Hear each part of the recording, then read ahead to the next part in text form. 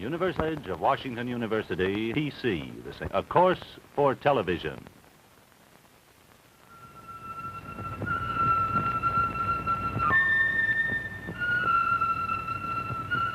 The Religions of Man, with Dr. Houston Smith, Associate Professor of Philosophy at Washington University.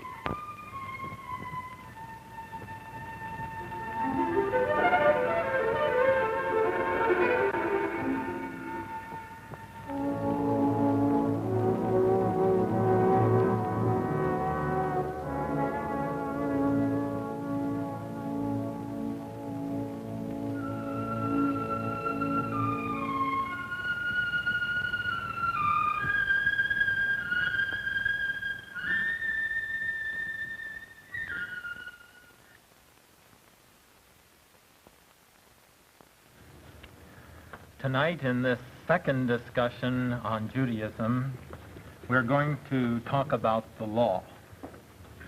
There are many things we could talk about instead. Following up last week's discussion of biblical Judaism, we could tonight go on to watch the dispersion of the Jews throughout the world following the first century of Christianity.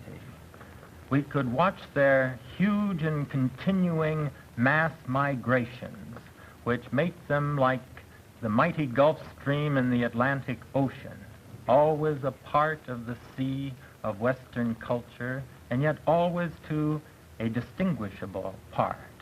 We could watch this Gulf Stream as it shifted the center of Judaism from Palestine first over into Babylonia, then into Spain, then up into Europe, and finally into the United States and the state of Israel. This is one approach we could take this evening. Again, we could talk tonight about the vast wealth of Jewish learning as this overflows and finds expression in Jewish law, Jewish philosophy, Jewish literature, and the whole vast range of Jewish scholarship. Another approach might be to look at the divisions of Judaism, to see how the natural inclinations of man towards conservatism or liberalism, finally, within the last 200 years, divide Judaism into three great branches: Orthodox Judaism, Reform Judaism, and Conservative Judaism. These are all things we could talk about this evening, but we're not going to. Instead, we're going to talk about the law. Now, why? Well, for the reason that if we were forced to find one element which is central to all Judaism, wherever the place, whatever the time, whatever the perspective within Judaism, it would have to be the law.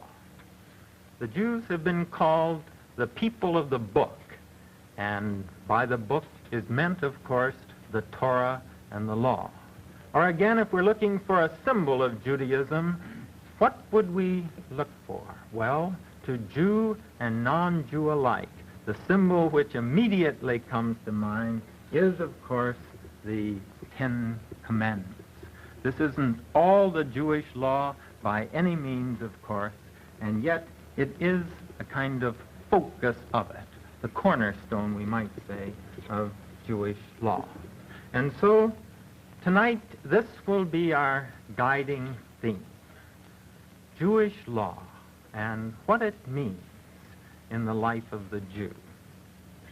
Now, when we turn to the Jewish concept of law, we find that it divides into two parts. These parts aren't separable, really. They are constantly interpenetrating, and yet there are two emphases. Perhaps we might think of them as two sides of a penny, neither side of which can exist alone, and yet distinguishable also. The two sides of the Jewish law are, first, the ethical, and second, the ritualistic. Let's look first at the ethical side. of the law. The ethics of Jewish law are tremendous in their range. Within the Torah itself are to be found 600, no less than 613 commandments. Obviously, we can't look at all of these or even a fraction of them. And instead, I would like for us to center down as representative of Jewish law upon that part which is most familiar and also of greatest significance for the Western world, the Ten Commandments. For this, the Jews have bequeathed to all Western civilization, and half the world today take the Ten Commandments as the basis for their morality. Now, when we look at the ethical side of the Ten Commandments, we find them speaking to the ordering of man's social life. The social life of subhuman animals is ordered pretty much by instinct, but man isn't endowed with this equipment. And so whatever order he achieves in society, he has to work out on his own. Specifically, there are 4 areas of life in which people come inevitably into contact with one another and hence into potential conflict, and so 4 areas which inescapably call for regulation. These are, first, the area of force; second, the area of wealth; third, the area of sex; and fourth, the area of the spoken word. Now, it's interesting to note that these tendencies don't provide problems for the animal world. 2 of the areas don't arise at all to speak of. The area of the spoken word, where animals cannot communicate enough to deceive one another and so to make this a problem, and again, the area of wealth, which to become an acute social problem calls for foresight and greed, which can amass huge fortunes at the expense of other people. So these 2 problems don't even arise on the animal level. The other 2 do, the area of force and the area of sex. But here they seem to be very well under control by instinct. Force, well, violence, there's been a plenty, of course, and is a plenty in nature. But intraspecial violence, one member of a species turning upon another member to rend it, this is relatively rare in the animal kingdom and seems to be very well under control. As for sex, sex in the animal world is controlled by periodicity, and so sex cannot become the obsessive matter within animal life which it can become in human life. So as far as the animal level is concerned, life is protected on these 4 fronts. But when we come to man, then each one of these becomes a problem. Force, jealousies, and hatreds can arise, which can lead to murder and violence and warfare, which can rip a community to pieces. And similarly, sex can get out of hand and arouse those ultimate elemental passions which again can tear a community asunder. And so too with greed and theft as a part of greed, and the spoken word with its deceit. Now, as soon as man comes on the scene, these qualities, these inclinations need some sort of control. And so it is that anthropologists have failed to find any society which has not found it necessary to regulate these impulses in some way. Consequently, it is here perhaps that man is most like man wherever he arises. Here, 20th century, man is kin even to the aborigines, even to the primitives, in that both societies must regulate these drives if society is to continue. Now, what do the Ten Commandments say about these things? What they do, in effect, is to put under each one of these phases of life the minimum floor without which social life is impossible. It is theoretically possible to conceive of a society in which people would regard force as purely a private matter. I shall do with it just whatever I please. And the same with wealth. I shall make my pile as big as I can by any device known to me. Similarly with sex, I shall view it purely as a private pleasure, and the word, I shall use it as a means of getting my way, whatever this requires me to do. It's conceivable that people would live on the level of complete anarchy as far as these moral factors are concerned. But note, if ever a society comes into being which tries to get along on this basis of complete anarchy, it reads itself out of existence. Anthropologists, remember, have found no such societies. They just don't stay around. Now, the Ten Commandments, then, come in on each of these fronts to supply the minimum level on which social life is possible. With regard to force, what the Ten Commandments say is not the last word on force, but the first and minimum and indispensable word. They say, in effect, you can fuss and you can fight and you can bicker and bite and scrap all you please. We won't approve of your doing that, but nevertheless we won't get the law after you. But there's one thing which you must not do, and that is killing within the in-group, because that sets going the awful social cancer, the blood feud, and this we found will rip society apart. Therefore, thou shalt do no murder. Similarly, in the area of wealth, what the Ten Commandments say, again, is not the last word. They say, in effect, you can make your pile as big as you please, and by any means of cunning that you want. Again, we won't approve of your cunning, but we won't get the law after you at that point. But again, there's one thing which you must not do, and that is direct pilfering off the other guy's pile. If we catch you at that, we'll get after you, because this again rouses the passions which spring from the sense of unfairness.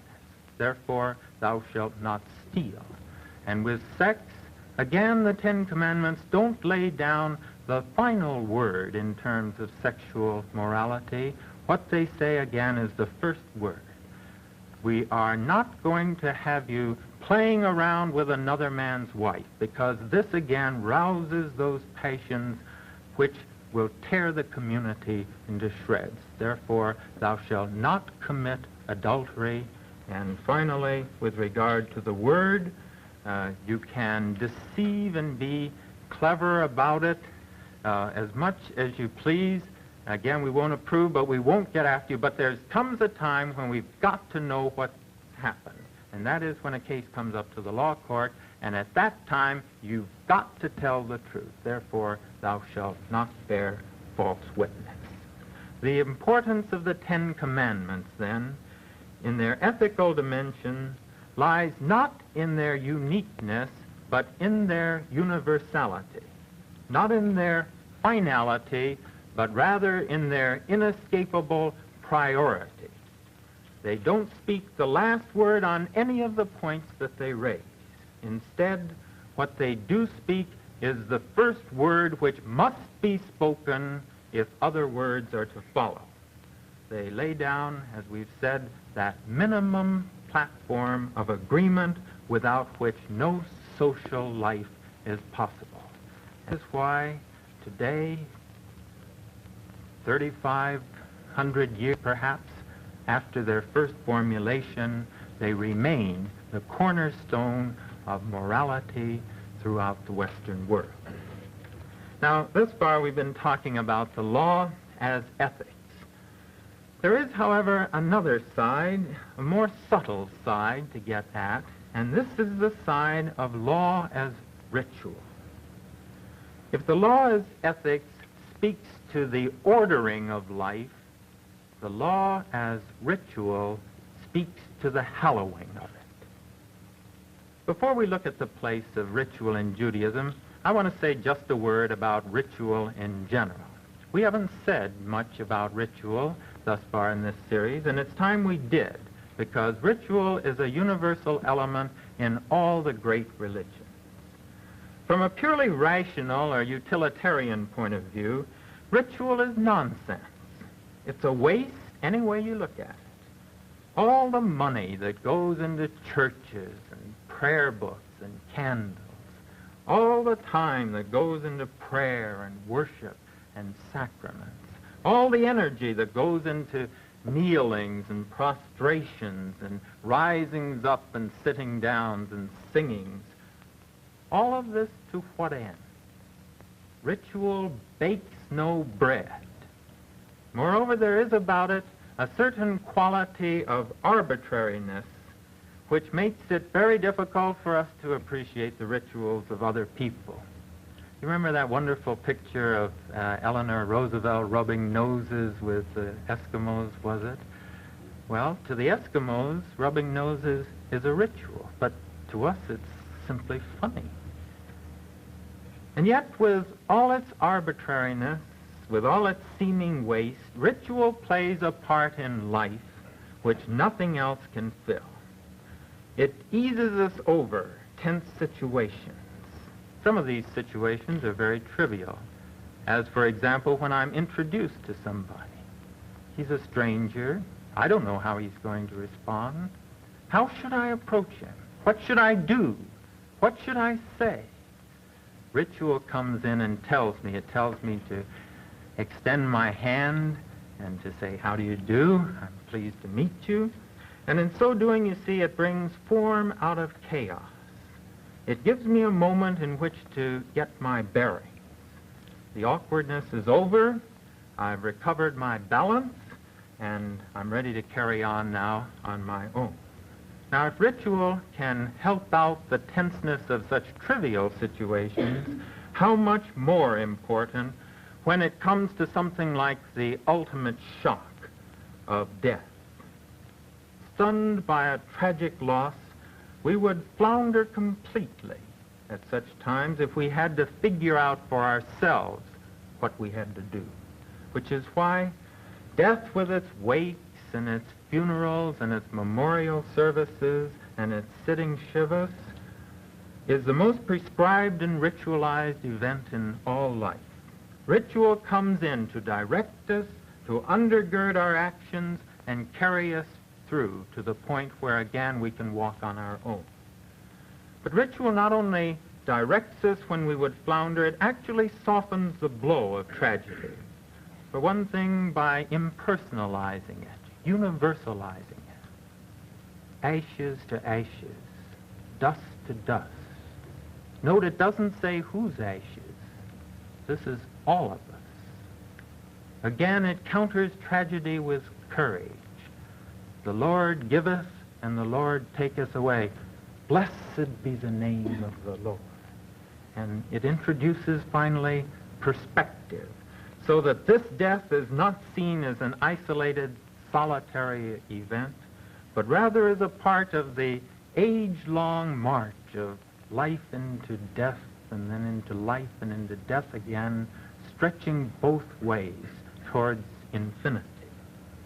We've seen how ritual can come in to ease the pain of life, but we mustn't overlook the other side, the way it can come in to crown its joy. A marriage ceremony, an anniversary occasion, or a simple thing like an evening meal, the best meal of the day, when perhaps for the only time during the day, the whole family is together again. And a blessing becomes more than simply a device for getting the children into their seats, much like you get horses into the stall so that all can begin the race together. A blessing becomes not that, but rather the hallowing of the meal. far from being dead weight. Ritual in such moments as this is a celebration of life in its unspeakable goodness. And now, against this background of the place of ritual in all life, let's turn to the place of ritual in Judaism. This is one of the points at which Judaism is most misunderstood, especially by Christians. Christians see the Jewish law so much through the conflict between Jesus and the Pharisees, or through the eyes of Paul, who spoke, you will recall, of the curse of the law, that it's really difficult for Christians to see what the law really means in Judaism.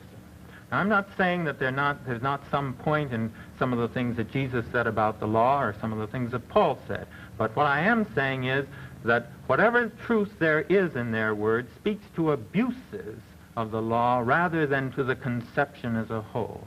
And it is always, of course, unfair as well as unwise to judge something by its abuses. When we try to see the law in its full light, in terms of what it is objectively meant in Judaism, we come out with a picture very different from that which Christianity usually ascribes to it. Basically, the Jewish law as ritual aims, as we've said, at the hallowing of all life. We find it put in the book of Leviticus, 19th chapter, in a nutshell. God says to Moses, "You shall say to the congregations of the people of Israel, you shall be holy, for I, your God, am holy." Well, what does it mean to speak of the hallowing of life? To some, of course, it will mean nothing. But if you've ever felt within you the stir of basic wonder, the sense of the ineffable, if you've ever had the experience which Plato describes by saying, first a shudder runs through you, and then the old awe creeps over you. If you've ever had experiences like these, you will know what I mean when I speak of the sense of the holy. To speak of the hallowing of life in Judaism is to believe simply that the entire world can be, even in its simplest elements, if we approach it in the right spirit, a reflection of the holiness of the divine. The name for this right approach to the world is piety. And in Judaism, it is through this quality of piety that the way is being prepared for the coming of the kingdom of God on earth, the time when everything will be redeemed and sanctified. To regard the law, then, as a way to the hallowing of all life carries with it three implications. First, the implication of the affirmation of all life. There is, therefore, in Judaism no contemptus mundi, no contempt of the world, no renunciation, no monasticism. Note, the pious remain right in the world. Instead, the Jew is to enjoy the world, for to do otherwise is to cast aspersions on its Creator. To rise in the morning upon seeing the light of a new day, to eat a simple meal, to see a rainbow or a beautiful view, to watch the day slowly turn into evening. Even the small things like these are to be seen as sacred and can disclose the ultimate meaning of life to those who can turn inward upon them. The second implication of the law as the hallowing of life is that he sees the whole world as belonging to God and symbolic of him. And so to enjoy the good things of life, most of which do come to us apart from our own efforts, without lifting these things to God would be totally wrong. To eat or drink without first making a blessing over the meal is compared in the Talmud to robbing God of his property. And so throughout all Judaism runs this double idea. We should enjoy the goodness of life while at the same time sharing this goodness with God. And so Jewish law sanctions all the good things of life: eating, marriage, children, nature, while elevating all these things to holiness. It teaches that man should eat, that he should prepare his table in the presence of the Lord. It teaches the man should drink, that he should use wine to concentrate the Sabbath. It teaches him that he should be merry, that he should dance around the Torah. Finally, the hallowing of life calls the Jew to partake in tradition. The religious response to life never springs from scratch. It always has about it some historic quality. Deep are its roots, deep into the past, where it taps the treasures of the century. And so it is that in Judaism, the most historically minded of all religions, it finds holiness and history inseparable. It finds tradition in the sanctifying of life inseparable. The Sabbath Eve with its candles, the Passover feast with its many symbols, the ram's horn sounding the new year, the scroll of the Torah adorned with breastplate and crown. From his tradition, the Jew finds nothing less than the meaning of life in these things, a meaning which transcends the centuries. It comes to him when he recalls the tragedy of his people and realizes the price of their survival, when he senses the love of God and Torah, which the Jew held in his heart when he lived in the spirit of holiness and died with a song on his lips. In the words of one Jewish philosopher of our century, to live the law is to live within time the life of eternity. We've been talking tonight about the law in Judaism. Our time is up, and symbolically we're ready to return the law to its place in the ark. When this time comes in the traditional synagogue service, the people recite a line from the book of Proverbs. Speaking of the law, they say, "It is a tree of life to them that grasp it." There's a deep purpose in this imagery, in liking the law or the Torah to a tree, for a tree is symbolic of life itself, of the miracle whereby inert elements in sun and rain and soil are absorbed and transformed by the creative force of life itself.